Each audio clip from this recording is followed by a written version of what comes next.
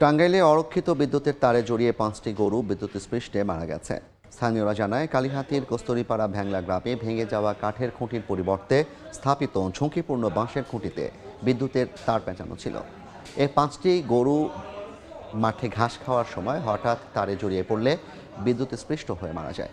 সময় স্থানীয়দের সতর্কতায় কয়েকটি গরু রক্ষা পায়। এলাকাবাসীর অভিযোগ, বিদ্যুৎ বিভাগ দীর্ঘদিন ধরে ঝুঁকিপূর্ণ খুঁটি অপসারণে কোনো ব্যবস্থা না নেয় এ দুর্ঘটনা।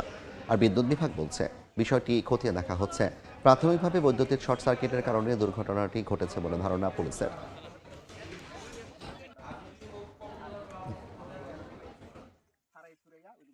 5টা বছর ধরে এইভাবে গরু বাছুর মানে মরতাছে। নরমাল খুঁড়ি দেওয়ার কারণে কারেন্ট নরমাল খুঁটির কারণে এটা তো অফ দা লাইন বর্তমান ভাঙ্গা আছে এবং 2 বছর আগে এইখানকার একটা মানুষও মারা গেছে।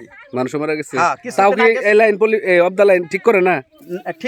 ঠিক করে না। বাড়ির লাইন আমরা সবাই ব্যবহার করি, বাড়ির কোনো সমস্যা হলে এটা কর্তৃপক্ষ যারা প্রত্যেক বছর কেন গরু মারা যায়? এই কর্তৃপক্ষ যারা আছেন তারা এই নরমাল খুঁড়িতে কারেন্ট কেন সাপ্লাই দেয়?